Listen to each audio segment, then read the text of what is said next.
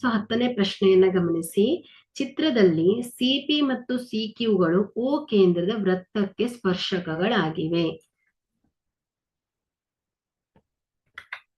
CP, so ಇದು CP ಮತ್ತು ಸಿಕ್ಯೂಗಳು ಓ ಕೇಂದ್ರದಿಂದ ವೃತ್ತಕ್ಕೆ ಎಳೆದ ಸ್ಪರ್ಶಕ. ಸೊ ಇದೇನಾಯ್ತು, ಸ್ಪರ್ಶಕವಾಯ್ತು ಈ ಒಂದು ವೃತ್ತಕ್ಕೆ. ಎ ಆರ್ ಬಿಯು ಆರ್ ನಲ್ಲಿ ಸ್ಪರ್ಶಿಸುವ ಇನ್ನೊಂದು ಸ್ಪರ್ಶಕ. ನೋಡಿ ಎ ಆರ್ ಬಿ ಅಲ್ವಾ. ಸೊ ಈ ಒಂದು ವೃತ್ತಕ್ಕೆ ಆರ್ ಅಲ್ಲಿ ಸ್ಪರ್ಶಿಸ್ತಾ ಇದೆ, ಕೇವಲ ಒಂದೇ ಒಂದು ಬಿಂದುವಿನಲ್ಲಿ ಸ್ಪರ್ಶಿಸ್ತದೆ ಅಲ್ವಾ. ಸೊ ಎ ಆರ್ ಬಿ ಏನಾಯ್ತು, ಈ ಒಂದು ವೃತ್ತಕ್ಕೆ ಸ್ಪರ್ಶಕ ಆಯ್ತು. ಸೊ ಹಾಗಾದ್ರೆ ನಮ್ಗಿಲ್ಲಿ ಏನನ್ನ ಕೊಟ್ಟಿದ್ದಾರೆ, ದತ್ತಾಂಶದಲ್ಲಿ ಏನನ್ನ ಕೊಟ್ಟಿದ್ದಾರೆ ನೋಡಿ, ಸಿಪಿ ಉದ್ದವನ್ನ ಕೊಟ್ಟಿದ್ದಾರೆ. ಸಿಪಿ ಎಷ್ಟು ಹೇಳ್ತಾ ಇದ್ದಾರೆ ಅವರು, ಸಿಪಿ ಬರೋಬ್ಬರಿ ಎಷ್ಟು ಹೇಳ್ತಾ ಇದ್ದಾರೆ, 11 ಸೆಂಟಿಮೀಟರ್. ಸೊ ಅದೇ ರೀತಿ ಬಿ ಸಿ ಯ ಅಳತೆಯನ್ನ ಕೊಟ್ಟಿದ್ದಾರೆ. ಬಿ ಸಿ ನೋಡಿ, ಈ ಬಿ ಇಂದ ಸಿ ಗೆ ಎಷ್ಟಿದೆ, ಬಿ ಸಿ ಬರೋಬ್ಬರಿ ಎಷ್ಟಿದೆ, 7 ಸೆಂಟಿಮೀಟರ್ ಇದೆ ಅಲ್ವಾ. ಸೊ ಹಾಗಾದ್ರೆ ನಾವೇನ್ ಮಾಡ್ಬೇಕಿಲ್ಲಿ, ಬಿ ಆರ್, ಈ ಆರ್ ಬಿಂದುವಿನಿಂದ ಬಿ ಗೆ ಇರುವ ಉದ್ದವನ್ನ ಕಂಡುಹಿಡಿಬೇಕು. ಬಿ ಆರ್ ನ ಅಳತೆಯನ್ನ ಕಂಡುಹಿಡಿಬೇಕು. ಸೊ ಇಲ್ಲಿ ನೋಡಿ, ಪಿ ಸಿ ಮತ್ತು ಸಿ ಕ್ಯೂಗಳೇನಾಯ್ತು, ಈ ಒಂದು ವೃತ್ತದ ಸ್ಪರ್ಶಕ ಅಂತ ಆಯ್ತು.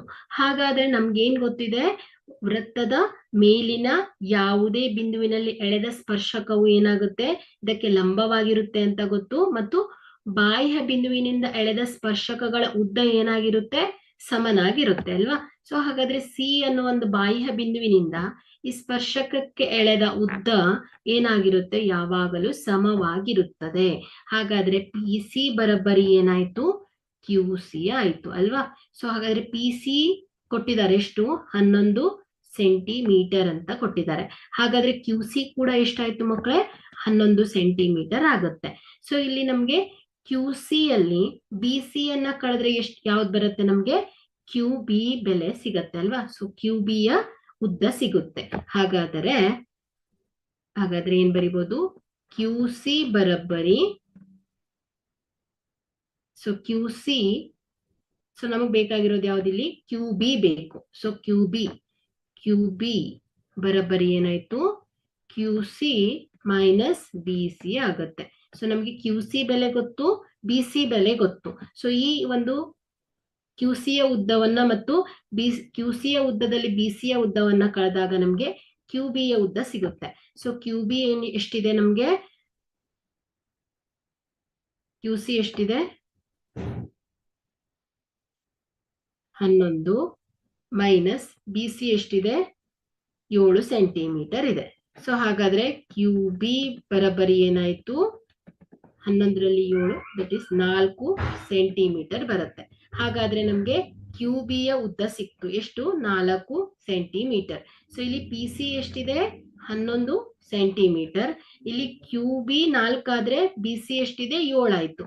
ಸೊ ಟೋಟಲ್ ಕ್ಯೂ ಸಿ ಎಷ್ಟಾಗುತ್ತೆ, 11 ಸೆಂಟಿಮೀಟರ್. ಇಲ್ಲಿ ಪಿ ಸಿ ಏನಾಯ್ತು, ಕ್ಯೂ ಸಿ ಗೆ ಈಕ್ವಲ್. ಯಾಕಂದ್ರೆ ಇವುಗಳೇನಾಯ್ತು, ವೃತ್ತದ ಸ್ಪರ್ಶಕದಿಂದ ಬಾಹ್ಯ ಬಿಂದುವಿಗೆ ಎಳೆದ ಸರಳ ರೇಖೆ ಅಲ್ವಾ. ಸೊ ಇವುಗಳು ಯಾವಾಗ್ಲೂ ಏನಾಗುತ್ತೆ, ಸಮವಾಗಿರುತ್ತೆ. ಸೊ ನಮ್ಗೀಗ ಬೇಕಾಗಿರೋದೇನು, ಆರ್ ಬಿ ಅಲ್ವಾ. ಸೊ ಆರ್ ಬಿ ನೋಡಿ, ಕ್ಯೂ ಬಿ ಮತ್ತು ಆರ್ ಬಿ ಅನ್ನ ಗಮನಿಸಿ. ಸೊ ಕ್ಯೂ ಬಿ ಮತ್ತು ಆರ್ ಬಿಗಳು ಕೂಡ ಏನಾಯ್ತು, ಈ ಒಂದು ವೃತ್ತಕ್ಕೆ ಎಳೆದ ಸ್ಪರ್ಶಕ. ನೋಡಿ, ಈ ಒಂದು ಬಾಹ್ಯ ಬಿಂದು ಬಿ ನಿಂದ ವೃತ್ತಕ್ಕೆ ಎಳೆದ ಸ್ಪರ್ಶಕ ಯಾವ್ದಾಯ್ತು, ಕ್ಯೂ ಬಿ ಮತ್ತು ಆರ್ ಬಿ ಆಯ್ತು. ಸೊ ಇಲ್ಲಿ ವೃತ್ತದ ಒಂದು ಸ್ಪರ್ಶಕದಿಂದ ಬಾಹ್ಯ ಬಿಂದುವಿಗೆ ಎಳೆದ ಒಂದು ಸರಳ ರೇಖೆ ಏನಾಗುತ್ತೆ, ಇದು ಸಮವಾಗಿರುತ್ತೆ ಅಲ್ವಾ. ಸೊ ಹಾಗಾದ್ರೆ ಕ್ಯೂ ಬಿ 4 ಸೆಂಟಿಮೀಟರ್ ಇದ್ರೆ ಆರ್ ಬಿ ಕೂಡ ಏನಾಗುತ್ತೆ, 4 ಸೆಂಟಿಮೀಟರ್ ಆಗುತ್ತದೆ. ಹಾಗಾದ್ರೆ ಕ್ಯೂ ಬಿ ಬರೋಬ್ಬರಿ ಆರ್ ಬಿ ಏನಾಯ್ತು ಮಕ್ಕಳ, 4 ಸೆಂಟಿಮೀಟರ್ ಆಗತ್ತೆ. ಸೊ ಇಲ್ಲಿ ಕೇಳಿದ್ದು ಕೂಡ ಏನು, ಆರ್ ಬಿ ಯ ಅಳತೆ. ಸೊ ಹಾಗಾದ್ರೆ ನಮ್ಗೆ ಈ ಒಂದು ಪ್ರಶ್ನೆಯ ಸರಿಯಾದ ಉತ್ತರ ಡಿ ಆಗುತ್ತದೆ, 4 ಸೆಂಟಿಮೀಟರ್ ಆಗುತ್ತದೆ.